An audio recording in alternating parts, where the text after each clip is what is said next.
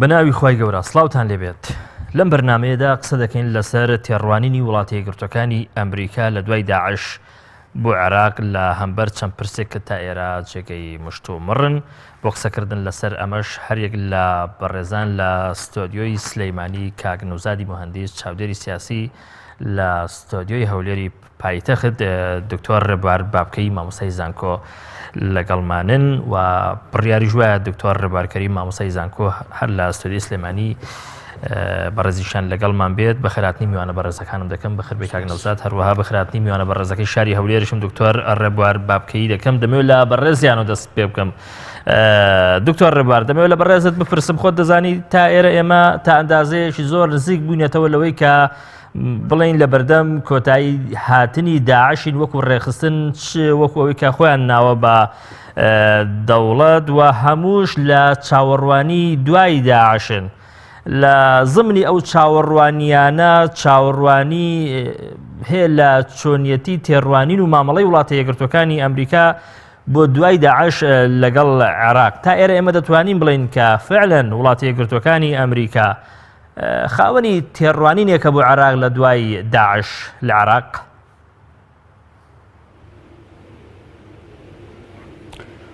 زۆر سپاس لە ڕاستیە گۆڕانکاریەکی توانین بڵێن نیمچە ڕیشەیی ڕێگەیی لە استراتیژەت و پێرسپێکتیڤ و تێڕوانینی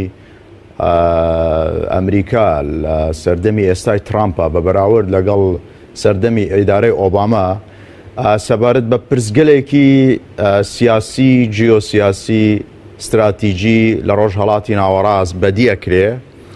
بەو پێی کە ترامپ ئەیەوێ ئەو هەڵانەی کە ئیدارەی ئۆباما پەیوەست بە سیاسەتی دەرەوەی وڵاتە یەکگرتوەکانی ئەمریکا لە ڕۆژهەڵاتی ناوەڕاست و استراتیژەتی ئەوان سەبارەت بە دۆخی سووریا سەبارەت بە پرسی عێراق سەبارەت بە پرسی داعش ئەم هەڵانە چارەسەر بکە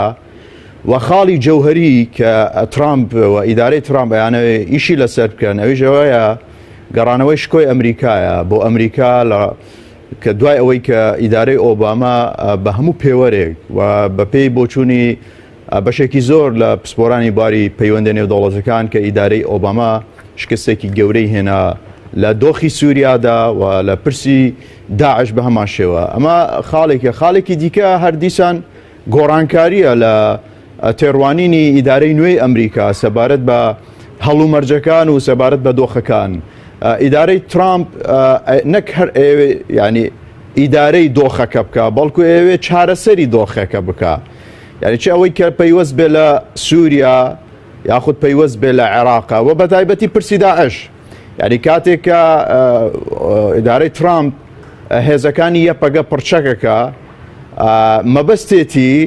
کە ئەم هێزانە وەکو جەنگی بەوەکالەتیان پێ بکە بۆ لەناوبردننی داعش ئەمە خۆی لە خۆیدا ینی تێڕوانینێکی تازەیە بۆ چۆنیەتی مامەڵەکردن لەگەڵ هەڵومەرجەکانە.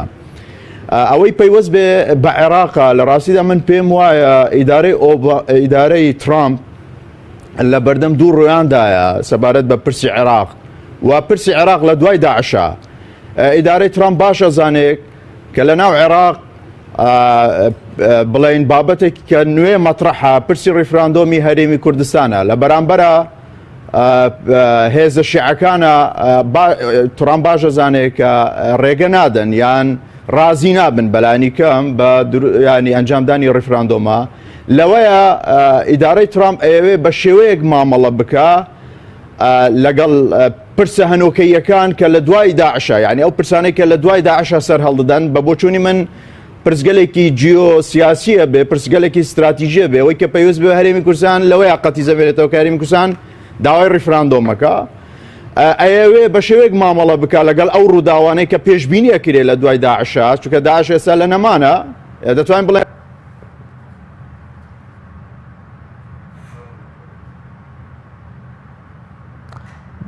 دەگەڕێنەوە لای دکتۆر ئەگەرم ناتەواویە چارەسەر بوو کاگێ نەوزاد دەمێ و لە بەڕێزت بپرسم بەڕاست وڵاتە یەکگرتوەکانی ئەمریکا لە ئێستادا خاوەنی ئەو کەرستانەیە کە بتوانێت ئەم تێڕوانین و ئەو ڕۆیەی کە دەگوترێ لە دوای داعش بۆ عێراق و بۆ ناوچەکە هەیەی ینی لەسەر ئەرزی واقع بە تایبەتی لە عێراق جێبەجێ بکە. خۆی ئەمریکا بە هەموو پێودانگەکان زلهێزێکی دنیاە و لە دوای ساڵی 90 و هەڵوەشانەوەی بلۆکی سۆسیالیستی و یەکێتی سۆڤێتی جاران دنیا نیزامی و سیستمێکی نوێی بەخۆوە بینی کەوا تاک بووە بە تاک جەمسەر و ئەمریکا لە 91ەوە تقریبن تا 5-6 ساڵیش لەمەوە پێش تا 2011 و 2012 ئەمریکا ئیداری هەموو دنیاە و دنیا بووە تاک جەمسەر و لەگەڵ ئەو تاک جەمسەریەشە سیستمی نوێی جیهانی لەگەڵ بە جیهانی بوون و عەولەمە بوونیشە کامەش کاریگەریی گەوری کردە سەر هەموو سیاسەتەکانی وڵاتان بە گەورە و بچووکەوە ئەوە وای کرد کەوا دنیا جۆرێک لە هەژمونی تاگڕەوی پێوە دیار بێ و هەژمونی تەواوەتی ئەمریکا بسەپێ بەڵام بەمروری ئەو چەند ساڵە 10 ساڵە ئەمریکا خۆشی بۆی دێرکەوتەوە دنیایەکی جەنجاڵی وەکو ئێستا دنیایەکی گەورەبوو دنیایەکی فرا بەرژەوەندی لە بینی زلهێزەکان و دروستبوونی چەند قوتبێکی تازەی گەورە لە دنیاە وەکو چین وەکو ئەڵمانیا وەکو فەڕەنسا وەکو بەرازیل لە کیشوەرە جیاوازەکانە ئەمە وای کرد کە ئەمریکاش بەسەر سیاسەتی خۆیان بچێتەوانێ و تا ڕادەیەک دەست لە ئەو عقلیەتە هەڵبگرێت کەوا خۆی بە تەنها دنیا ببا بەڕێوە و ئیداری دنیا ببا بەڕێوە بۆیە لە ئێستاە وەکو قسەکەی جەنابەت بگەڕێمەوە ئەمریکاش ئەو دار و پەردووی بەهێزەی بەدەستەوە نییە کە بتوانێت ئەم قۆناغە تێپەڕێنێ و بۆ 10 ساڵیکە یا 20 ساڵیکە ناوچەکە بەڕێوە بەدێ. ئەمریکا تێڕوانینی بۆ دوای داعش بۆ ناوچەی ڕۆژهەڵاتی ناوەڕاست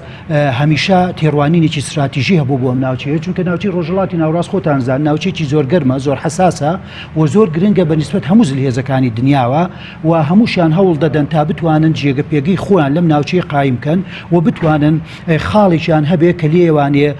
قەرارەکانی کە بڕیاری خۆ بەژۆندەکانی خوانی تیا بپارێزن و پێشخەری بن. ئەمریکا ئێستەکانە سەر ڕای ئەوەی کە رووسیا وەکو زلهێزێک و جەمسەری ڕۆژهەڵاتی نەماوە بەڵام ئێستاژە حسابی زلهێزێکی بۆ ئەکرێ لەبەر ئیمکانیاتی خۆی لە ڕووی عسکەریەوە ئابوووریەوە و سیاسیشەوە. ئێستا لە پاڵ رووسایە لە کیشوەری ئاسیایە زلهێزێکی کە خەریکە خۆ دەرەخە کە بریتیە لە وڵاتی چین. وڵاتی چین بە هەموو پێودانگەکان وڵاتێکە زلهێزە لە ڕووی ژماری دانیشتوانەوە لە ڕووی پانوپۆڕی زەویەوە و لە ڕووی گەورەی و دەوڵەمەندی بەسەرەت و سامانیەوە هەر لەو هەفتەی پێشوودا کۆنگرەیەکی نێودەوڵەتی بەستووە کە زیاد لە 37 سەرۆک و سەرۆکوەزیرانی دەوڵەتان بە عەدەد زیاد لە 2000 نوێنەری وڵاتان و کۆمپانیەکان بەشدار بوون کە بریتیە لە ڕێگای ئاوریشمی نوێ لە چین کە ئەوە پرۆژێکی هەم سیاسی هەم ئابووری هەم کەلتوری بۆ هاتنەناوەوەی ناو کۆمەلگاکانی منطقی کیشوەری ئاسیاوە بە تایبەتیش ڕۆژهەڵاتی ناوەڕاست و ئەوروپا ئاگرێتەوە. بۆیە ئێستا ئەمریکا لە باتی ئەوەی قوتبێکی لە کۆڵ ببێتەوە قوتبێکی کەشی بۆ دروستبووە هەردووکیشیان لە کیشوەری ئاسان کیشوەری ئاسیاش بە خۆی کیشوەرێکی خامە تا ئێستا و زۆر ناوچە هەیە کە دەستی نەگەشتوێ. بۆیە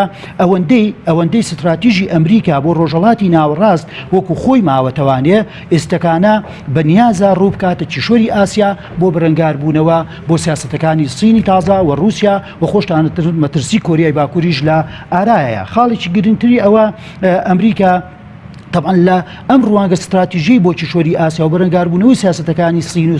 چین و رووسیا بەڵام مەبدەئی کارتر هەیە کە لە ساڵی 1970 و 1970 و 1970ەوە ئەمریکا ڕایگەیاندووە کە بریتیە لەوەی وڵاتانی کەنداوی عەرەبی کە لە ناویشیانە عێراق هەیە بریتین بەشێکن لە ئەمری قەومی ئەمریکی. بۆیە ئەمریکا بە هیچ شێوەیەک نە لە تاکتیک و لە استراتیژی خۆیان بڕیارێک نییە کەوا دەست لە ڕۆژهەڵاتی ناوەڕاست هەڵگرێ و بە تایبەتیش وڵاتانی کەنداوی عێراق یەکەم لەبەر زۆر و زەوەندی دوو سەرچاوە گرنگەکەی وزەکە بریتین لە نەوت و غازی سروشتی کە ئەم منطقەیە ئەو وڵاتانی عەرەبی و ناوچەکەی ڕۆژهەڵاتی ناوەڕاست لە 156.6 یەدەگی نەوتی هەموو دنیایان هەیە کە ئەمریکا بۆ خۆی ڕۆژانە ئێستا پێویستی بە 12 ملیۆن بەرمیل نەوت هەیە لە ڕۆژەکە کە ئەمەوە ئەکات پێداویستیەکانی خۆی بە نسبەتی لە 175 پشت ببەستێتە سەر هاوردەکردنی نەوت لەم ناوچە گەرم و گوڕە و گرنگەی ڕۆژهەڵاتی ناوەڕاست هات بێتەوە. زۆر چاکە دکتۆری بەڕێز خۆت دەزانی لە ئێستادا لەسەر ئەرز منافیسێکی تر لە ناوچەکە بۆ وڵاتی یەکگرتوەکانی ئەمریکا ینی ئەگەر بە هەڵەدا نەچم دەشێ بڵێن بۆ یەکەمین جارە لەسەر ئەرز شەڕ دەکا کە رووسایە بوونی ئەم منافیسە بوونی ئەم زلهێزە لەسەر ئەرز لە ناوچەکە چه کاریگەریەشی دەبێت لەسەر ئەو تێڕوانین و ئەو ڕوئایی کە دەشێ ئەمریکا لە دوای داعش بۆ ناوچەکە و بە تایبەتی بۆ وڵاتی بۆ عێراق هەیبێت. لە ڕاستیدا رووسیا ڕاستە پێگەیەکی گەورەی ئەقلیمی و نێودەوڵەتی هەیە، بەڵام تاوکو ئێستا بە هەموو پێوەرەکان رووسیا جەمسەرێک نییە کە بتوانێت لەسەر ئاستی نیزامی دەولی ململانێ لەگەڵ ئەمریکا بکات، چونکە بوونی بە جەمسەر پێویستی بەوەیە کە تۆ لە ڕووی ئابووریەوە ئابوووریەکی بەهێزت هەبێ. بودجەی 2014 ئەمریکا 14,000 ملیارد دلار بوو، لە کاتێکدا بودجەی رووسیا 550 ملیارد دلار بوو. ئەمریکا هێزی یەکەمە لە ڕووی ئابووریەوە، رووسیا هێزی نوێمە لە ڕووی ئابووریەوە لەسەر ئاستی نێودەوڵەتی. ئەم جیاوازیە وایەکە کە رووسیا نەتوانێت بەو ئەندازەیە ململانێ لەگەڵ ئەمریکا بکە. ئەمریکا پێویستی بەوەیە کە لە ئێستاشدا کە هەیەی لە دوای جەنگی جیهانی دووەم کە بوو بە جەمسەری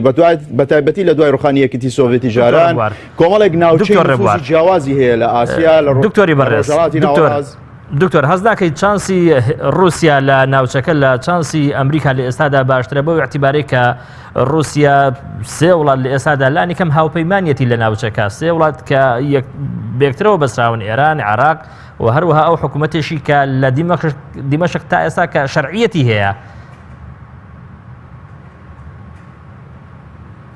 بەڵێ دەمەوێت بێمە سەر ئەوە بەڕاستی ئەگەر دەرفەتم پێ بدەیت. تامان بۆچوونی ئەمریکا سەبارەت بە هاتنی رووسیا بۆ سووریا، من لە 2015 توێژینەوەیەکم لەسەر دەستێوەردانی رووسیا لە دۆخی سووریا کرد. بۆچوونی ئەمریکا سەبارەت بە دەستێوەردانی رووسیا لە سووریا جیاوازیەکی جیاواهەری فوق العادە استراتیژی هەیە لە بەرامبەر بۆچوونی ئەمریکا لە دەستێوەردانی رووسیا لە دۆخی ئۆکراینیا. بۆ ئەمریکا هەرگیز هاتنی رووسیا بۆ سووریا بەو ئەندازەیە ئاستەنگی لە بەردەم تومح استراتیژیەکانی ئەمریکا لە ڕۆژهەڵاتی ناوەڕاستە دروستی نەکردووە، لە کاتێکدا کە ئەمریکا بە شێوەیەک لە شێوەکان هەوڵی داوە کە بە شێوەیەکی تاکتیک هاتنەوەی رووسیا یان هاتنەدەری رووسیا لە ناوچەی ئاسیای ئۆڕاسیاوە بێتە دەرەوە وەکو تاقیکردنەوەیەک بۆی بزانێت کە تا چەند رووسیا ئەتوانێت بمێنێتەوە لەم ناوچە نفوزانە. ئەوە بوو کە رووسیا پاشەکشەی کرد لە سووریادا، بەڵام بە بەڵگەی ئەوەی کە کاتێک کە رووسیا دەستێوەردانی سووریاکە نە ئەمریکا نە ئەوڕۆپا هیچ سزایەک ناسەپێنن بەسەر رووسیادا، لە کاتێکدا کە رووسیا دەستێوەردانەکە لە دۆخی ئۆکرانیا سزا هەیە، سزای ئابووریە بەسەپێنن بەسەر رووسیا. ئەمەوێ ئەوە بڵێم کە رووسیا تا ئەو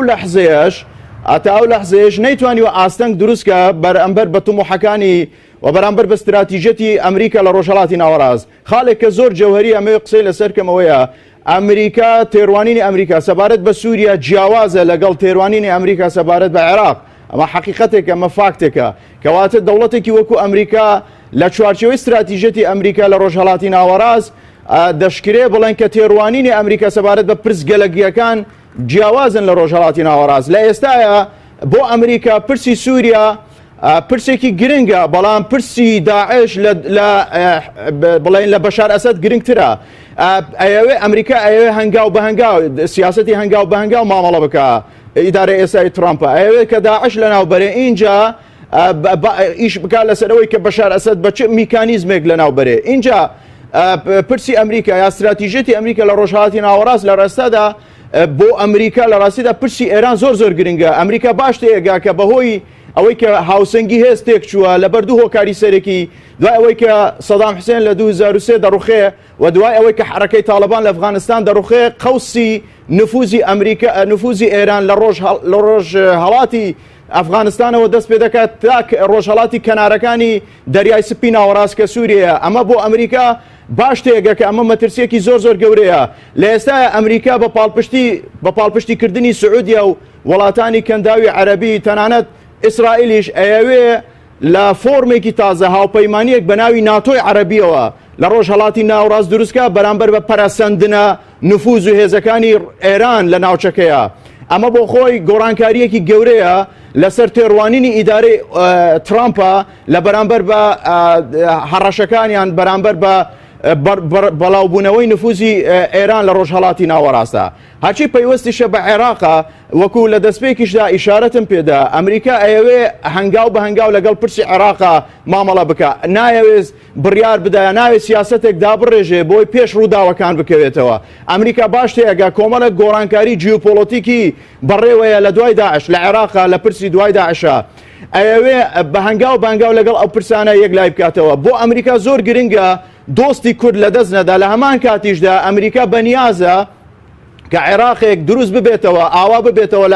لە دوای داعشا کە کاریگەریەکانی ئێران کاریگەری هەژمونی ئێران لەسەر عێراق نەمێنێ پرسیار لێرە ئەوەیە کە ئەمریکا چۆن ئەتوانێت لە هەمان کاتدا کورد لە دەست نەدا پێگەی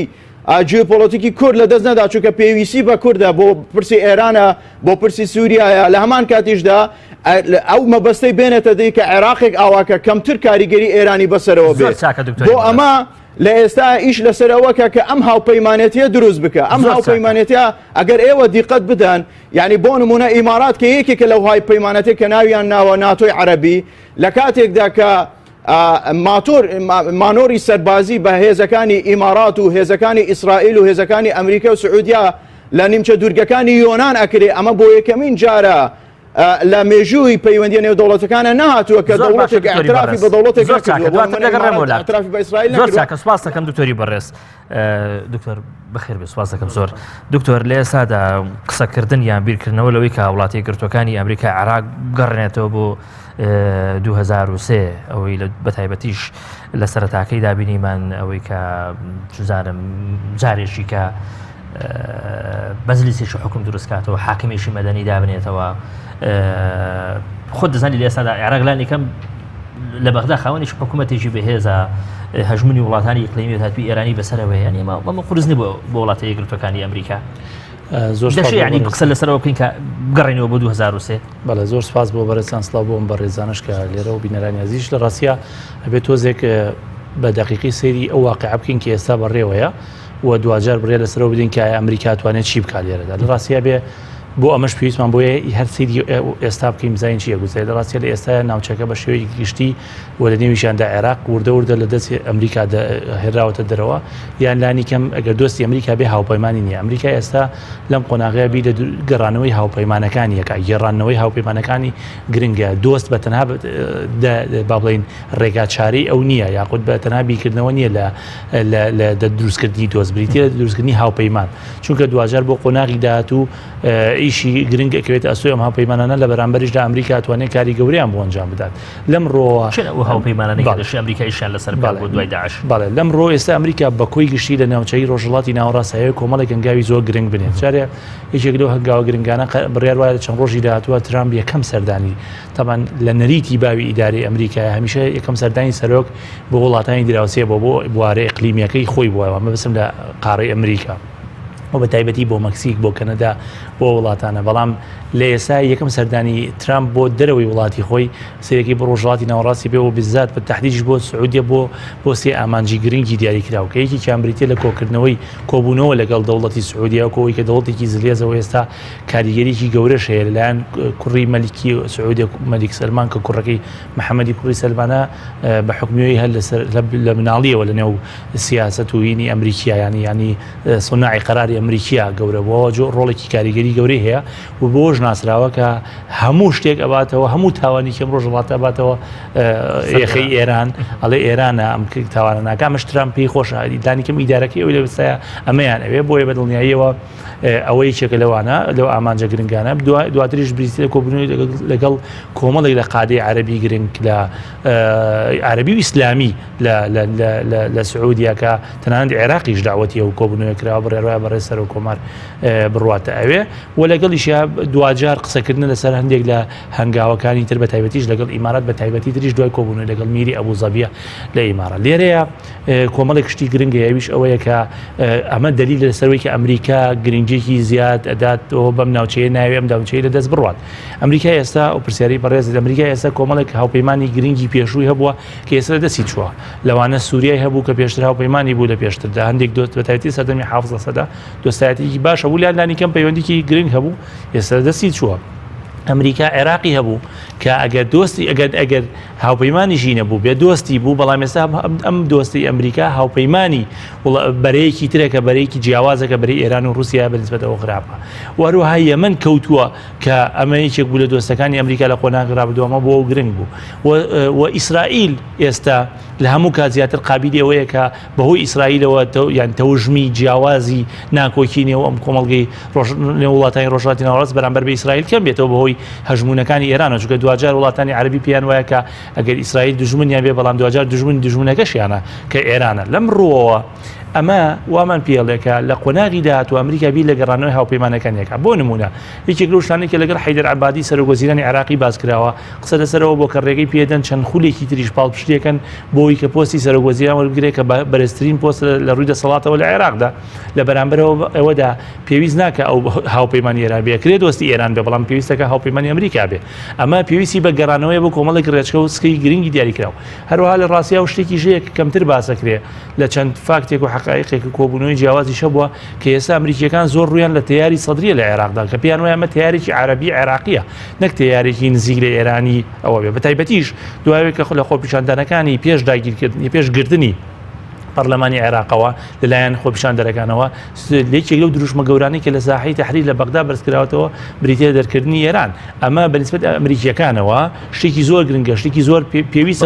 بیر نەچێت لە هەمان کاتیشتا تیاری سەدری بە شێوەیەکی تەقلیدی وها ناسراون کە دژی هەر بوونیشی وڵاتی یەکگرتوەکانی ئەمریکا بوون لە عێراق ئەمە شتێکی ئیعلامیە بەڵام تیاری سەدری چەندین کۆبوونەوە لەگەڵ ئەمریکیەکان کردو بە تایبەتی لە نزیکی 4 هەفتەی ڕابردووە مانگی ڕابردووە چەند کۆبوونەوەیکیانە بۆ عەرابی ئەم کۆبوونەوەیەش دوو کەسی دیارن کە لە نێو خێزانی سەدریەکانی ژران یا بەڕاستی ئەمە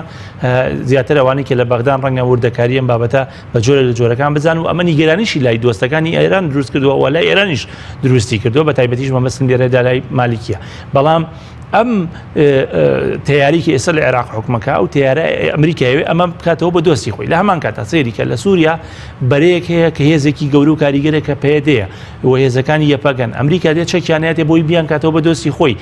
لە کاتێکە ئەمانە ئێستا هاوپەیمانی ئێران ئەمریکایە لەو ڕێگەیەوە لە ڕێی ناردنی مەگۆرگ و لە ڕێی ناردنی چەک و لە ڕێی پاڵپشتیە بەردەوامەکانی بڵێ وەرنیەوە چیتان ئەوێ لە ئێران لە کاتێکە من نەتوانم هەموو شتێکتان بۆ دابین بکەم سێ لەگەڵ تورکیا دوێنێ تا دوێنێ لە کۆبوونەوەدا بوون و پێشەوەی ئۆردەکانیش بڕوا وەزیری بەرگری وەروە دەستگای هەواڵگری هەردوو وڵات کۆبوونەتەوە قسەیان لەسەرەوە کردووە کە لەم قۆناغەیە ماتوانین کۆمەڵێک دۆسایەتی گرم و کۆمەڵێک هاوپەیمانیتی گرم بکەین بۆ قۆناغی دواتر هەموو ئەمانە لە پێناو ئەوەیە کە ئەمریکا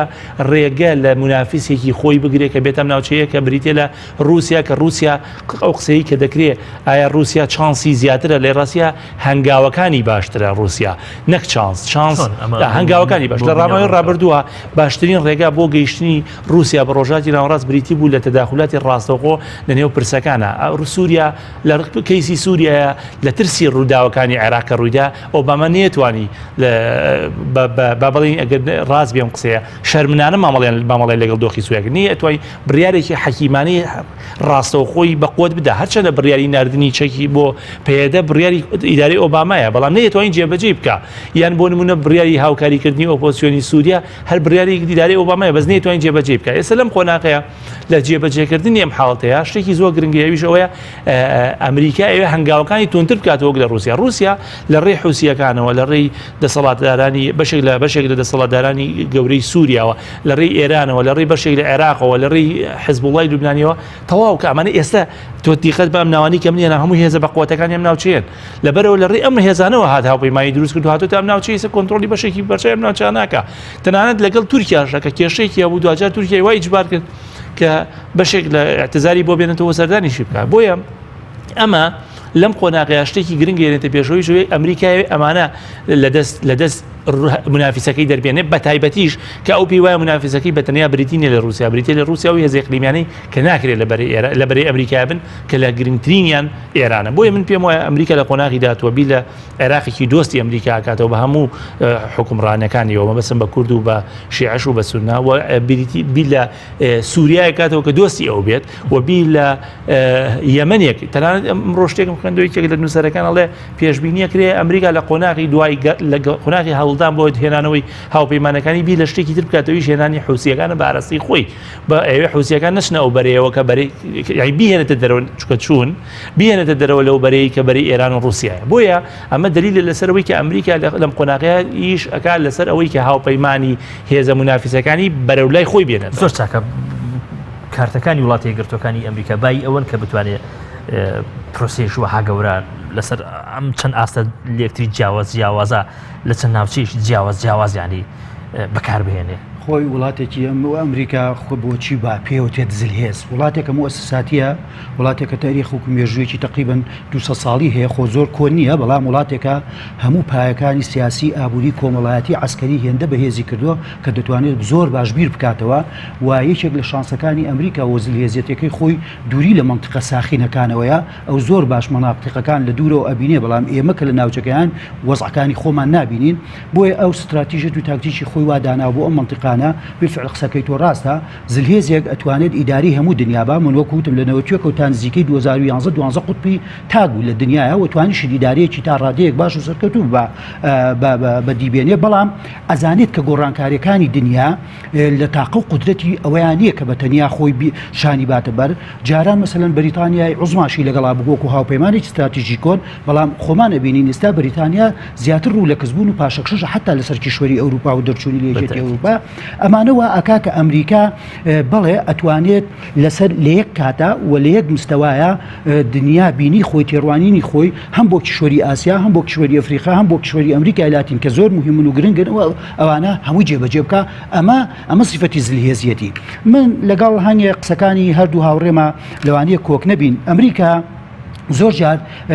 ئەبینین بەلای ئێمەوانەیە سەرکەوتو نەبوو لە سیاسەتەکانی لە عێراقا بەڵام ئەوەی کە ئەبینرێت ئەمریکا سیاسەتێکی هێمنانە وەکو دکتۆر ڕێواریش باسی کرد هەنگاو بە هەنگاو جێبەجێەکە بە تایبەتی لە عێراقا ڕاستە عێراقی زۆر بەلاوە گرنگترە وەک لە سووریا لەبەرەوەی عێراق وەکو ئەڵێن دەواازەی هەموو وڵاتانی عەرەبە لە بەرامبەر ئێرانە و وەکو جاران سەدام حوسێنی گوبەوابەی شەرقی وڵاتانی عەرەبە دژی ئێران ئێستاژ ئەو ئەهەمیەتەی هەیە و ئەمریکا بەو سیاسەتە لەسەرخۆی کەوا تێبگەێنێت لە ئێران عێراقی لەژێر دەستی ئەمریکا دەرنا نەخێوانە بەو سیاسەتی هێمنانی ئێستەکانەوەکو دکتۆریش باسی کرد وای کردووە کە ماڵی شیعیش هەڵبوەشێنێت ئێمە زانین ماڵی شیعی لە 2023ەوە تا تقریبن 5 ساڵیش لەمە پێش ماڵێکی توڵی تۆڵ بوو لە بەرامبەر ماڵی کووردا لە بەرامبەر ماڵی سوننیە بەڵام ئێستا سەیرەکەن شیعەکانیش بۆ خۆیان ئەوە تا پەرتەوازە بوون وەکو دکتۆر فەرمووی ئەوە تا ڕەوتی سەدر کە ڕەوتێکی بەقووەتەوە بەهێزەوە باڵێکی شۆڕژێڕیشە لە ناو باڵە شیعەکانە کە بە سیفەتێکی کە بڵێن توندڕەوە لە سیاسەتەکانیە سەیرەکەی شیعارات بەرزەکاتەوە لە نزیکە لە ئەمریکا و دژ بە ئێرانی ئەوەیە باگراوەندیەکانە تابەن هەموو بەیتی شیعی خۆمان نەزانین پاڵپشتە بەهێزەکان ئێرانە و هەموو بزوتنەوە شیعەکانیش لە سووریا لە عێراق لە لوبنان و لە یەمەن و لە حتا لە مصر و مەغریبی عەرەبیشە هەموو ئێران پاڵپشتیانەکا وەکو لە بەرامبەر بەرەی سوننەی تورکیا قەتەر سعودیە و میسرش تا ڕادێک میسری ئێسەکانە بەهۆی حاڵی پەرتەوازی خۆی و ناپەرژێتە سەر کێشە ناوچەی و نێودەوڵەتەکان بەڵکو سەرقاڵی خۆیەتی بەعام ڕۆژهەڵاتی ناوەڕاست هەمومان لەسەرەوە متتەفقین کە منطقەیەکی گرنگە بەڵام زۆر شڵژاوە بەرژەوەندەکان زۆر تێک ئاڵاوە و وەکو ئەڵەی فەوزایەکی تەواوە ئەژی و ململانەیەک هەموو بۆچوونەکان وایە ئەم ڕۆژهەڵاتی ناوەڕاستە لە ئەخیرە ململانەکان بە ئاراسی ململانێکی تایفی توندی سونە شیعە ئەشکێتەوە و ئەمەش بۆ خۆی دەوڵەتانی ئیسلامی و عەرەبی لە بەرامبەر ئێران و هاوپەیمانەکانی ئەکاتە دووبەرە چۆن ئێستەکانە بەرەی تیرۆر و دژە تیرۆرێ ئەو کاتە بەڕێی من لە مستەقبەلە دەبێتە بەرەی سونە شیعە و ئەمە ململانەکانیش لە دەرەوە و لە لەهەنز لێزەکانەوانەیە وەکو ئەڵێن تەغذیە ئەکرێ و بەردەوامی پێێرێ بۆ بەرژەوەندیەکانی خۆیان لە سووریایە ئەمریکا بەڕێی من فترێکی زۆری یعنی وەکو ئەڵێن مەجالێکی زۆر باش یا بە رووسیا ئەسپی خۆی تاو با بزانێت چۆن کێشەی سووریا حلەکە بینیمان رووسیا زۆر سەرکەوتو نەبوو لە حلکردنی کێشەکەیە و ئەمریکا تەنانەت من لەگەڵ خاڵێکا لەگەڵ دکتۆر ڕێواری هاوڕێمە متتەفق نیم ئەمریکا لە ئێستادا تەسەور ئەەکەم هاوپەیمانە ستراتیژیە کۆنەکانی خۆی هێواش ئەو دەورە تۆخەیان ناهێڵێ بۆ نمونە تورکیا بینین ئەوەی کە لە بەرچاوی هەمومانە تورکیا ئێستا کە هار بووە دەردی کابراڵە شێت بوو ئەردوگان بە هەر چوار پەلسەماکە بۆ رووسیا بۆ ئەمریکا بۆ ئەوروپا ئەوەیە کە هەست دەکات پێگەی لەق بووە پێگەی لەو پایە کۆنکرێتی استراتیژی لە ناتۆ و لەگەڵ هاوپەیمانی استراتیژی ئەمریکای 7 ساڵەیە خەریکە هێواشکاڵە بێتەوە خەوە بێتەوە لاوازە بێ لە بەرامبەردا مەسەلەن سعودیە پێش 2 مانگ لەمەوە پێش قانونێک دەرچوو لە کۆنگریسی ئەمریکا بۆ سزادانی سعودیەکان لە بەرامبەر ڕووداوی 11 سپتەمبەرە کە شکایەوە بەسەرەوەی کە سعودیەکان و چەند کەسایەتێکی سعودی پاڵپشتی تیرۆریستانی کردو ئەو حادیسەی لێ ڕوویاوە بە ملیارار دۆلار قەرەبووی ئەو زیان لێکەوتوانێنەوە ئەمە سعودیە کەوتە خۆی تەنانەت ئەوەندە شپرزە بوو ڕووی کردە سین کەوا وەبەرهێنانەکانی لە ئەمریکا و بێنێتە دەرەوە ڕووی لە سین بکە بۆ ئەوەی سین هاوپشتێکی بوا لە تووشی ئەزمە و دارایی نەبێ سعودی ئێستەکانە من جارێککە ئاڵێم وڵاتانی ناوچەکە دەبێت خۆیان بگونجێن لەگەڵ سیاست و تێڕوانینی زلهێزێکی وەکو ئەمریکا چ پێویستی بە ناوچەیە نییە تا خۆی بگونجێنێ لەگەڵ سیاستی ئەمانە لەبەرەوەی ئەو وەکوتم زلهێزە لە دەرەوەی ناوچەکەیە و ئەو ئاگر و کاولکاری و شەڕوش ئەوانە هیچی لەسەر خاک و خوێنی ئەو نییە هەمومانە بینین لە عێراقی خۆمانە لە 2023 تا ئێستا پێم وانێ نەگەشتێتە 5,000 جوندی ئەمریکی بکوژرێت بەڵام سەرەکەی بە 100,000 کەس لە عێراقی مەدەنی و عسکەری ئەوانە کوژراون لە هەموو لە سونە لە شیعە لە کوردلەوە بۆیە من ضرورە بەلای منەوە قسەکەم بێنینەوە سەر تێڕوانینی ئەمریکا بۆ ناوچەکە و ئێمەی کوردیش چۆن خۆمان بگونجێنین ئەمە گرنگە بۆ دکتۆر ڕێبوار لە ئێستادا خۆت دەزانی پەیوەندەکانی نێوان وڵاتی یەکگرتوەکانی ئەمریکا و هەروەها تورکیا ڕووی لە ئالۆزیە و ئالۆزیشە ئەم ئالۆزیانەی نێوان ئەمریکا و تورکیا کاریگەری چی دەبێت لەسەر تێڕوانی وڵاتی یەکگرتوەکانی ئەمریکا بۆ ناوچەکە بە تایبەتی لە عێراقیان ئەمە دەبێت بەسەرەتایەک بۆ جۆرە لە یەکتری تێگەیشتن و ئاشبوونەوە لە نێوان تورکیا و وڵاتی یەکگرتوەکانی ئەمریکا. لە ڕاستیە ئەم تێکچوونە ناتوانین بڵێن کە پەیوەندیەکانی ئەمریکا و تورکیا تێکشووە دەتوانین بڵێن جۆرێک لە ساردی هەیە جۆرێک لە لێک تێنەگەیشتن هەیە چونکە تێکچوونی پەیوەندیەکان ئەم زاراوەیەکی گەورەیە کاتێکگەڵی پەیوەندی نێوان دوو دەوڵەت یان دوو یەکەی نێودەوڵەتی تێکچووە مانای ئەوەیە کە ئەم دوو دەوڵەتە پەیوەندی دیبلۆماسییان نەماوە نوێنەراتی دیبلۆماسی لە وڵاتانە ئیشیان نەماوە بە هەر حاڵ لێک ناحاڵیبوونێک هەیە یانیش تێڕوانینی ئەمریکا لەگەڵ تورکیا لە ئێستاە جیاوازە لە بەردەم دۆخی سووریا و لە بەردەم ئەم بگۆڕانەی کە ڕویان لە سووریا کردەوە بە تایبەتی پرسی یا بگۆڕی کورد لە چوارچێوەی دۆخی سووریایە لەوەیە تێڕوانینی ئەمریکا لەگەڵ تورکیا یەک ناگرێتەوە هەرچی ئەوەی کە ئەمریکایە بە بۆچوونی من مامەڵەی ئەمریکا لەگەڵ سووریا یعنی بۆچوونێکی فوق العادە استراتیژیە لەلایەکەوە ئەمریکا ئەوێ بەهۆی هێزە کوردیەکانەوە بە تایبەتی پێدە و یەپەگا پرچەک بکە هەرچەند کە من پێم وایە ئەمە تاکتیکە لەوەی کە استراتیژ بێ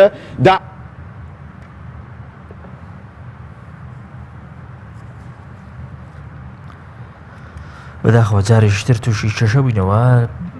دکتۆر ڕێبوار لە ئێستادا خۆت دەزانی بابینە سەر عێراق ورتر لەسەر عێراق قسە بکەین عێراق دابەش بووە لەلایەک شیعە و لەلایەکتر سوننا و هەرێمی کوردستانیش تێڕوانی وڵاتی یەکگرتوەکانی ئەمریکا بوو ئەم دابەشبوونە لە دوای داعش چۆن دەبێت و ئەمریکا لەگەڵ ئەم دابەشبوونە چۆن مامەڵە دەکات تا ئێرە هیچ دیارە خۆی شتێکی گرنگی هەوەیە کە تا ئەم ساتەش ئەمریکا لە ڕێیەک عێراق ینی ئامادە لەگەڵێک عێراق مامەڵە بکەن ینی تا ئەم ساتە پیان وایە عێراق گرنگە عێراقێکی یەکگرتوو بێ بە تایبەتی مادەم عێراقیش لە شەڕدایە و لە قۆناغی دواتریشم هێشتا ئەگەرەکانی دوورخستنەوەی شڕ بە تەواوی لە ئارادا نیە واتەم قسەکە لەسەر دوای داعشیش هیچ گەرنتیەک نییە کە کێشەی تر لەنێو ئەو ناوچانەیە ڕوو نەداتەوە بە تایبەتیش لە ماوەی چەند ڕۆژی ڕابردووە شتێکی تیادێکی تازە سەریەڵداواییش بریتە تەقینەوە لەنێو مخەیەمەکان و ینی کەمپی ئاوارەکانە بەڕاستی ئەمە هەڵوەستەیەک و لە سەروەستانێکی گرنگی ئەوێ لەم قۆناغەیە بێ بە شێوەیەکی ورتر مامەڵی لەگەڵا بکرێمە دلیلێکە لەسەرەوەی کە ئەکرێ ئەمان ئەم تیرۆریستانە دزە بکەن واکرێ گرفتی تری ئیقلی ینی ئێتنیکی یان تائیفی ئاماژەی پێ بدرێت لە قۆناغی داهاتوە لە ڕاستیە کۆمەڵێک شتێک گرنگاویشەوەیە کە ئەگەر گۆڕانی دیموگرافی لە عێراق ڕوو بدات گۆڕانی دیموگرافی نەک جوگرافی چکەویش باسەکەم ئەگەر گۆڕانی دیموگرافی لە عێراق ڕوو بداواتە ئەو ناوچانەی کە ئێستا داعش کۆنتترۆلی کردبوو ئێستا گیراونەتەوە بەشێکی بەرچاو لە هێزەکانی حەشتی شعبی کۆنتترۆلیان کردوون و نایان خەڵکەکە بگەڕێتەوە هەندێک بەشێک لە خەڵک نایان بگەڕێتەوە بۆ ناوچانە تەنانەت لە دیداری سلێمانیە بەڕێز وەزیری کۆچ و کۆچبەران و عێراقی ئاماژەی بۆ لە 4 ملیۆن ئاوارە 1.7 ملیۆنی گەڕاوەتەوە کەواتە 2.3 ملیۆنی ماوەتەوە وتیشی کە بەشێک لەوانە ڕێگەیان پێ نادرێ بگەڕم لە ڕاستیە بێ ئەوە بزانین کە ئایا ئەمە درێژە ئەخیانی دیان ناچکە گەروا بێ و گۆڕانی دیموگرافی ڕۆدا لە عێراقا ئەگە گۆڕانی دیموگرافیش ڕوو بدا هیچ شتێک هیچ پرۆسێکی دیموکراتی لە هەڵبژاردن شتێکی تر پێ ناچێتە سەر پێی خۆی بۆیە ئەمە بەشێکی گرنگە لەم مەرحەلەیەدا سەبارەت بەوەی کە ئەوان چۆن تەماشای ینی قۆناغی داهاتوو چۆنە بێ بە ڕاستیە من ئێستا کۆمەڵێک شتەموت کە ئیداری ئەمریکا لە جاری پێشوو کە قسەم کرد کە ئیداری ئەمریکا ئەوێ هەندێک هەنگاو بنێ بەڵام بێ لە بیریشمان نەچێکە یەکێک کەسێک بە تەمای ئەمە هەنگاوە گرنگە بنێ بۆ من حتا ئەوەی کێشەی دێوان فەڵەستین و ئیسرائیلەکان حەل بکە کەسێکە کە لە ناوخۆیان گرفتی هەیە گرفتێکی هەیە بۆی کە هەندێک جار پیان وایە ینی بەش هەندێک لە ناوەندەکان پیان وایە کە ئەمە سەرکردێکی لاوازە ینی و سەرکردە بەهێزە نیە بتوانێت هەموو مەلەفەی کە بەڵێنی یاوە بە یەکجار یەک لای بکاتەوە بە تایبەتی پێشیان وایە لە هەندێک هەنگاوەکانی حملەی انتخابی پاشەکشەی کردو بە تایبەتیش لەگەڵ مەکسیک و لەگەڵ کەنەدا و لە سەبارەت بە هاتنی خەڵک لە وڵاتانی مسلمانەوە و ئەمانە ڕەنگە پیان وا بێ ناتوانێت شتی تریش گەورەش بە تایبەتی گەورەتر لەوە چکەوانە مەسەلێکی ڕەنگە زۆر گەورە نەبن بباتە سەر ئەمە ئەبێت لە بەرچاو بگرین بەڵام ئایا سەبارەت بە عێراق توانێت چی بکە من پێم وایە شتا ئەمریکیەکان لەسەرەوە متفقن کە عێراقێکی یەکگرتوو بێ و عێراق یەک پارچە بێتە ئەم دەخەیە بەڵام تۆ ناکرێ چاوەڕێەوە بی هەرگیز هیچ دیپلۆماتکاری ئەمریکی هیچ سیاسی ئەمریکی هیچ سەرۆکی ئەمریکا بێت بڵێ لەسەر تەلەڤیزیۆن و لە میدیاکانەوە بڵێ بە عێراق یەکگرتوو نەبێ یان عێراق دابشکن بەڵێ بۆ دابشکردنی عێراق بۆیە لە ڕاستیە ئەگەر چاوەڕێەوە بکەی خەت ڕوو نادات بۆیە بێت تۆ خۆت بی لە قۆناغی داهاتوو بکەیتەوە من پێم وایە بەنسبەت عێراقیەکانەوە چ بەنسبەت حکوومەتی عێراقیەوە یاخود بەنسبەت کوردەوە دوو ئەگەری گرنگە بێ لە بەرچاو بگیرێ سەبارەت بە حکوومەتی عێراقی بێ ئەوە گەرە لە بەرچاو بگیرێ گەر بێتەوە هاوپەیمانی ئەمریکا لە ڕاستیە ڕەنگە ئێران لە قۆناغی داهاتووە ئەمە هاوپەیمانەتی لێ قبوڵ نەکات بۆیە لەوانەیە گرفتی گەورە یانی ئێرانیش بۆ ئاسانی نایاڵێ عێراقی بەڕاست پرسیاریشم بەڕاست نیارانی ئەمریکا ڕێگەدەدەن بەو ئاسانی وڵاتی گرتوەکانی ئەمریکا ئەجندە و ڕۆیی خۆی لە دوای داعش لە عێراق جێبەجێ بکات بەدڵنیاییەوە نەخێر چونکە ئەوان شتی گەورەیان کردووە بۆ خۆیان لەم ناوچەیە مەسەلەنەوە هەشن لە ناوچەکە بەڵێ بە حزوری تا حزوری زۆر گەورەیان هەیە یانی نەکەر ئەوە تەنانەت نەک لە سەر ئاسی ناوچەی لەسەر ئاسی جیهانیە کاتێک رووسیا بێتوانێت پرۆژە بڕیارەکانی ئەمریکای پەخست بێت بۆیە هێنە هاتنەوەی ئەمریکا کۆمەڵی عرقەلی گەورەی لە بەردەمایە هەروە ئاسان نییە بەڵام بەڕاستی بێوشمان لە بەرچاو بێکە ئەمریکیەکان توانە و هێزەکانیان هێندە کاریگەرە کە قابلی ئەوەن بگەڕێنەوە ینی هێچگە هێندە بێ قابلیت نین کە ئێمە پێمان وا بێتتر ناتوان بگەڕێنەوە بەڵام گەرانەوەیکی قورس گەڕانەوەیکی بە زەحمەت گەڕانەوەیە کە ئاسان نەبێ تۆ لی بچیتە پێشەوە لە ڕێگەی سیاستەوە بتوانن بگەڕێنەوە من پێم وایە لە ڕێی دۆزینەوەی هاوپەیمانی یاین لە ڕێی گەڕانەوەی دۆستەکانیان و دۆزینەوەی کۆکردنیان بە هاوپەیمان و دۆزینەوەی هاوپەیمانی نوێ لە عێراقدا ئەمە ینی دۆزینەوەی هاوپەیمان لە عێراق قورس بێ ئەگەر قسەکردن بێ لەسەر دۆزینەوەی هاوپەیمان لە ناو سونەکان خۆت دەزانانی ئێستا سونەکان لە دۆخێکی خراپدا دەشین سونە نەخاکی هەیە نە خەڵک نە قیادە خەڵکەکە هەمووی ئاوارەیە خاکەکەی یان لەژێر دەستی داعشیان لەژێر دەستی حەشتی شعبیە سەرکردەکانیش ئەوەی کە بە کەڵک نایەت لە بەقا دانیشتووە یعنی ئەوەی کە دابش بوون بەسەر ئەمە سونەی مالیکی و ئەمە سونەیەکە کە بۆ مەساڵح و بۆ ئەوە کرێ شیعەکان یعنی گرفتی من پێم وایە ینی چانسی ئەمریکا لەم مەرحەلەیە بریتە لەوەی کە هۆکاری ینی ئەتوانێت لەنێو شیعەکانە دۆست بۆ خۆی بدۆزێتەوە یعنی نەک بەتەناوەی کە بڵێ تر شیعەشان ئەگەر وڵاتی گرتوەکانی ئەمریکا گرە لەسەر عەبادی بکە ئێران ناتوانێت گرە لەسەر مالیشی بکە خۆی گرەوکردن لەسەر عەبادی لەسەر مالیکی پەیوەندی بە یعنی هەرێکێک گرەویان لەسەر بکە پەیوەندی بەوە وایە کە ئایا قۆناغی داهاتووی عێراق چۆنە بێ ئەگەر عێراقێکی یەکگرتووە بێ پێم وایە چانسی هاتنەوەی مالیکی کەمترە زۆر چاکە بەڵام ئەگە عێراقێکی دابەژوو بێ ڕەنگاوەی کێ بێ لەو تۆمەتە گەورانەی کە ئاراسی عەبادی بکرێت لەوەی کە تۆ لە سەردەمی تۆدا عێراق دابەژ بوو بۆیە ڕەنگە بەردەوامی عەبادی بکوێتە بەردەم مەترسیەوە ئیزنمەیی لەسەر فەرق قسە بکەم یعنی لەسەر کورد سەبارەت بە کورد شتێکی گرنگە ئەویش ئەوەیە بەڕاستی کورد لە مەسەلەی مامەڵەکردن لە ئەمریکایە لە مەرحەلەیەکی شێوازێکی خراپ بەکارێنێ میز بڵم ئوسلوبێکی خراپ بەڵام شێوازێکی خراپ بەکارێنێ شێوازە خراپەکەش ئەوەیە هێشتا کورد کە ئەچێتە مەحفەلە گرنگەکانی یانکان من خۆم لە زۆرێکی بوو لە بەشێکیانی باڵێ عەفوان لە بەشێکی بەژار بۆ مەحزوورمەوە بۆی ئەمە ئیگەڕمەوە بۆی بزانن لە چیەوە لەم هەمیشە قیاداتی کوردی بەرپرسە کوردەکان چکە ئەچن بۆ ئەمریکایان کە ئەمریکیەکان دێن بۆ ئێرە قسە لەگەڵ دڵی بڕیار بەدەستی ئەمریکیاکەن یعنی بۆ نمونە چۆن قسە لەسەر لەگەڵ دڵە قسە لەگەڵ دڵیاکەن لەوەی کە پێڵن ئێمە کیمیاباران کراین ئێمە ئەنفال کراین هەندێک جار ئێمە گوناحین یعنی ئەمە ئیتر تەواو ئەمە ئەبێ ئیتر تۆ بێ بڵی باشە من کە ئەمانم بەسەرهاتەوە وەرە دەستکەوتی سیاسی من لەسەر ئەمە بنیاد ئەنێم تۆ من وەکو ئیسرائیل جوولەکە هۆڵۆکۆستی لەسەر کرا و دەوڵەتێکی دروست کرد لەسەر حسابی خەڵکیش دروستیکە من لەسەر حسابی خەڵک دروست ناکەم لەسەر خاکی خۆم دروستیەکەم وەرە با لەمایە پاڵبشتیم بکە بۆیە سانعی قەراری کوردیە بێ واز لە مەرحەلەیە تێپەڕێنێ ئەبێ لەگەڵ عەقڵی ئەوەیە ئەمریکا قسە بکە من پێم وایە ئەم ڕیفراندۆمەیەکێکە لەو قسانەی گەر بکرێ کە تۆ ئەتوانین لەگەڵ عقلی سانعی قرار و بڕیار بەدەستی ئەمریکا گفتوگۆ بکەی لەگەڵ عقل و لەگەڵ دڵ فەرقەکەی ئەوەیە دڵ زوو لە بیرەچێتەوە بەڵام عقلی خاتە پلان و استراتیژەوە لەبەرەوە بێ ئەم نقطە گرنگە لە بەرچاو بگرین کورد ئەبێ ئەم مەرحلەیەتی پەڕێنێ بچێتە مەرحلەیەکی جیاواز زۆر چاکە دکتۆر ڕێبوار گوێ لە دکتۆر ڕێبوار بوو لێرە زۆر تەکیل لەوە دەکاتەوە کە یەکێ لە ڕێگەیانەی کە وڵاتی یەکگرتوەکانی ئەمریکا دەگەیەنێتەوە بە عێراق بریتی دەبێت لەوەی کە عێراق یان وڵاتی یەکگرتوەکانی ئەمریکا بە دوای دۆزینەوەی هاوپەیماندا بگەڕێت لە عێراق ئەگەر قسە بکەین لەو هاوپەیمانە لەوەی کە پەیوەندی بە کوردەوە هەیە کورد لە شوێی ئەو هاوپەیمانیەتەدا دەبێت کە ئەمریکا بە دوایدا دەگەڕێت بیریشمان نەچێت کە لە ئێستادا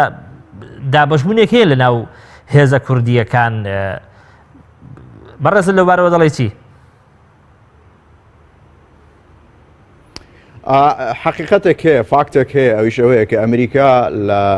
هەمیشەوە لە ئێستاشە لە سەردەمی ئیدارەی ترامپە هەمیشە مامەڵەیان لەگەڵ دەرەنجامەکان کردووە مامەڵەیان لەگەڵ هۆکارەکان نەکردووە بەلای ئەمریکاوە گرنگ نییە بە چ هۆکارێک عێراقدا بەشەکرێ یان ئەو هۆکارانە چین کە کورد داوای ڕیفراندۆمەکە لە ڕاستیدا لە کاتێک کە ئەنجامەکان و دەرەنجامەکانی عێراق لە دوای داعشا سەر هەڵدەدا کە لە ئێستا لە قۆناغی سەر هەڵدانایە ئاماژەکان بۆەوەن کە ئێستا خەریکە سەر هەڵدەدا یان دەستی پێ کردووە ئەمریکا ئەو کاتە مامەڵەڵاکە پرسی کورد یەکێکە لەو پرسانەی کە ئەمریکا لە ئێستادا بە نەزەر ئەعتیباری وەرگرتووە ئەزانی کە پرسی کردووە پرسی ڕیفراندۆم و ڕەنگە دوای ڕیفراندۆمیش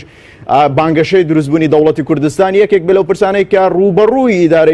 ئیدارەی نوێی ئەمریکا بێتەوە ئیدارەی استراتیژەتی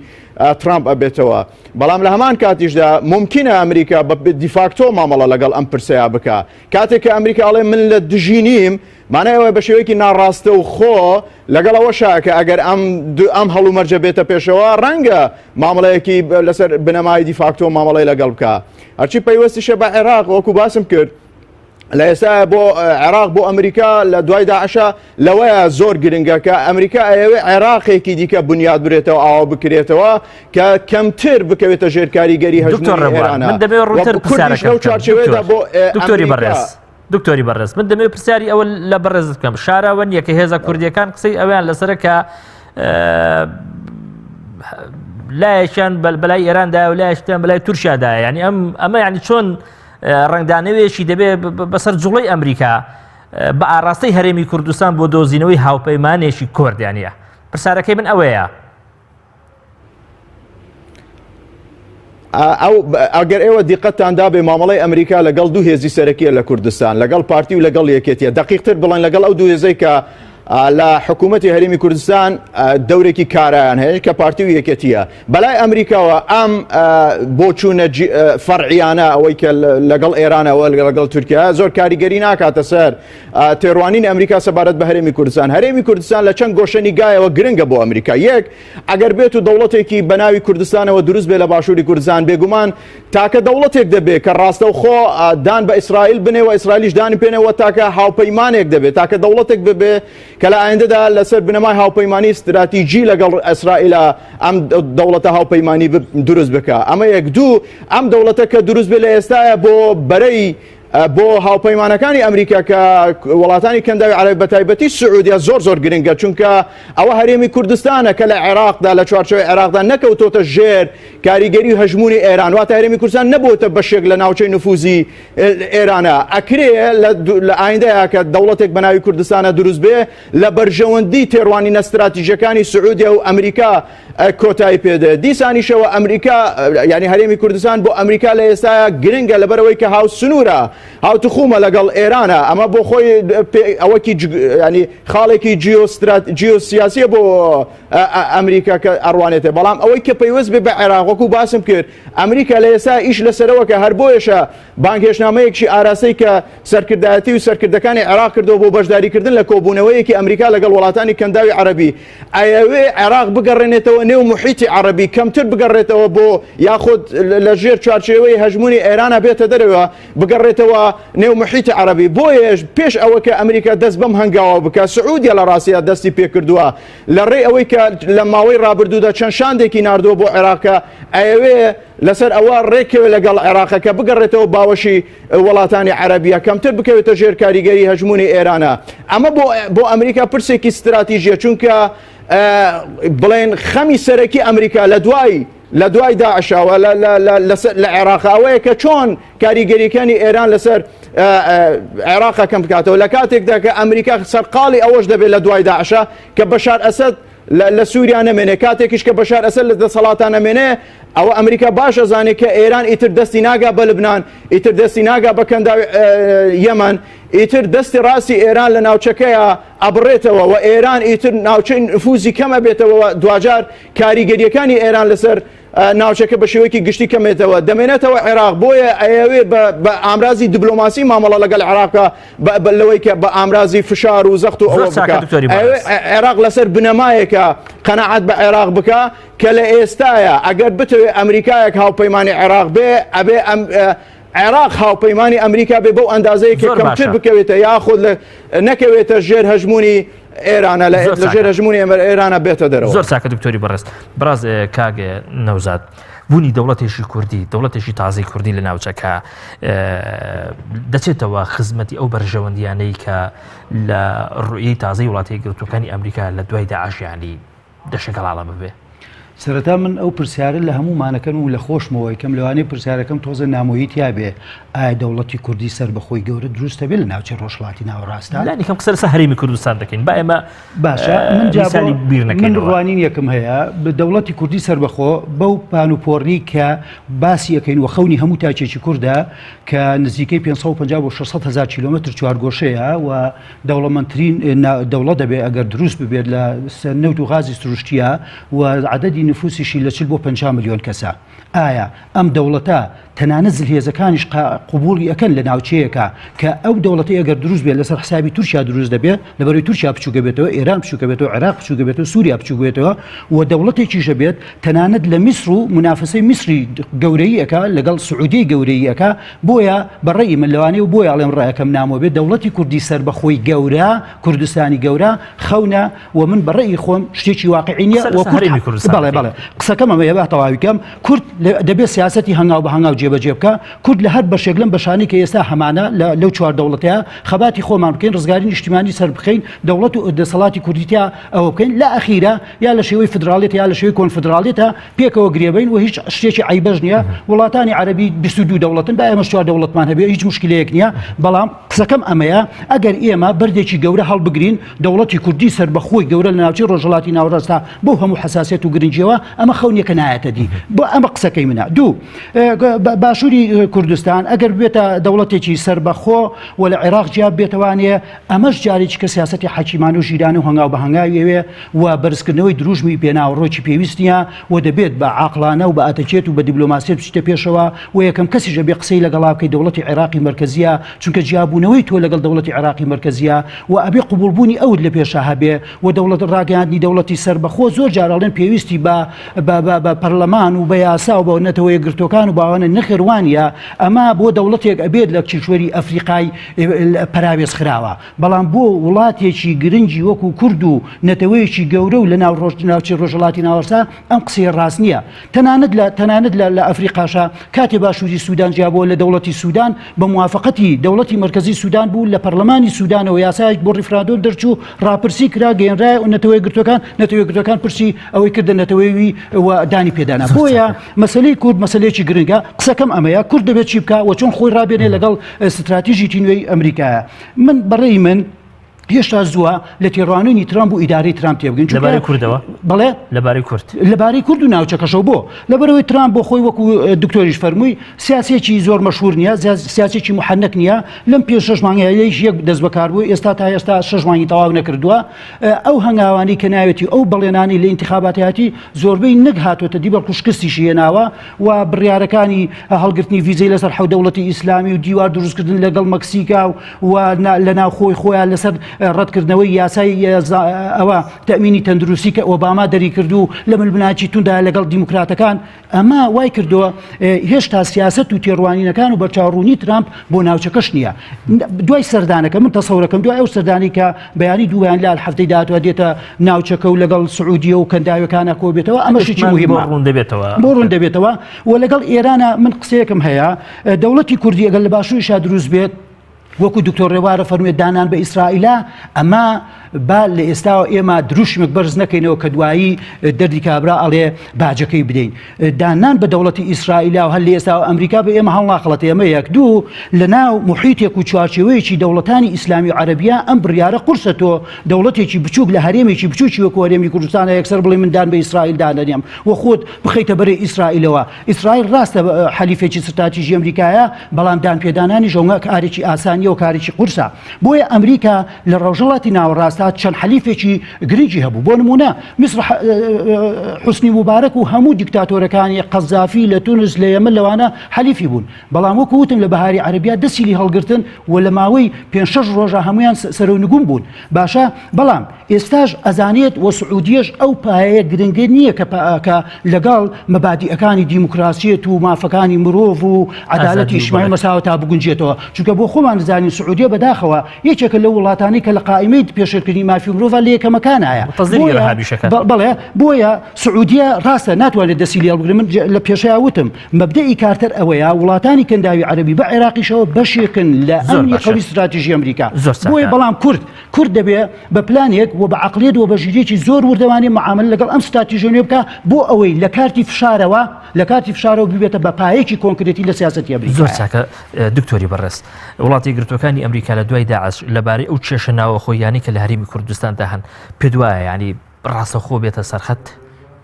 یەکیزم بە یەک بەکەمتر لە دەقەیەک هەندێک بڵێم یەکەم بەنسبەتەوەی کە باسەکرێ ینی وەکو کاک دکتۆر ڕێبوار لە هەولێرەوە باسی کرد مەسەلەیەوی کە دەوڵەتی کوردی دروست بێت و بێتە هاوپەیمانی ئیسرائیل لە ڕاستیە ئەمە شتێکی وەکو کاک نۆزادیش ئاماژی بێت شتێکی منطقی نییە چونکە ئەو دەوڵەتە عەرەبیانی مەسەڵی لە نوێترین کاتە میسر ئیتفاقیەتی لەگەڵ ئیسرائیل کەچی هەر ناژێرێ بڵێ من هاوپەیمانم زۆر دەوڵەتەکانیش ناوێرن ئەمە نقطەیەک سەبارەت بە ناوخۆی کوردستان لە ڕاستیە من پێم وانە ئەمریکیەکان زۆر بێنە ناوردەکاری سەبارەت بە کوردستان و حەزەکەن کورد یەکدەنگ و یەک قرار بێ بەڵام ئەزان ئەمەش لەم مەرحەلەیە زەحمەتە بۆیە نایەن خۆیان بکەونن نێو نێوێزەکانەوە چکە محاولاتی کرد نەجاحەتی نێنا و ئەژزان ئێمە ناکۆکین بەڵام لەسەر ئاسی مەحفەل و مەحافلی دەولی و دەوڵەتی ئەزانن کە ئەوان ڕاستمیان مامەڵە لەگەڵ حکوومەتی هەرێمی کوردستان ئاکەنێتەوە حکوومەتە لا رێزێک پێگاتوی وەر کەسێک نوێنەرایەتی بکە بۆیە بێ ئەو هێزانی کە لە دەرەوەی حکوومەتەن ئاگاداریەوە بن کە سیاسەتەکە جێنێڵن بۆ هەندێک هێز ئەگەر مەبەستیان بێ مەبەستیان نییە تیادیە یعنی ئەگەر مەبەستیانە بێ ئەبێ خۆیان بکەن نێو ڕقەمێک لە نێو ئەم ڕقەمانە چکە دوجار ئەمریکا بەغدادە شوێنێکی تر مامەڵ لەگەڵ ئەوواکە بەڵام ئەو قسەی کە زۆر جارەکرێکە ئێمە بێ یەکەم جا گفتوگۆ لەگەمانێ جیابین لەگەڵ بەغدا بکەین لە ڕاستیە من پێم وایە ئەم قسەیە تۆزێک یعنی ڕۆمانسیانەیە یینە لە ڕاستی هەبێ ئێمە یەکەم جا گفتوگۆ لەگەڵ ئەوانە بکەین کە عێراقی داراکەن لە پێش هەمووشیان ئێرانە من پێم وانە سەربەخۆیی ئەو قسەیە زۆرەکرێت کە سەربەخۆیی ئێمە یەکەم جارە بێ لە بەغداوە بێ ئەوە بڕیارە ڕاگەیاندنەکەی لە بەغدا یینە گفتوگۆ و دیبلۆماسیەت و مفاوەزاتەکەی لە تاران و ئەنقەرە و واشنگتنە ئەم سیانە ڕازی بن تۆ لە بەغا بە ئاسانی ڕازی بچکە خۆمان نەزانین هەمومان نزانین کە عێراق لایەن کیوە بەڕێوە زۆر سوپاس دەکەم زۆر بەڕێز دکتۆر ڕێبوارکەری مامۆستای زانکۆ زۆر سوپاس دەکەم هەروە زۆر بەڕێز کاک نەوزادی مهندس چاودێری سیاسی زۆر سوپاس دەکەم هەروە زۆر سوپاسی میوانە بەڕێزەکەم مەکەم لە هەولێری پایتەخت بەڕێز دکتۆر ڕێبوار بابکەی مامۆستای زانکۆ بە هەمان شێوە سوپاس بۆ ژمینەرانی بەڕێز بەخواتان دەسپێرم.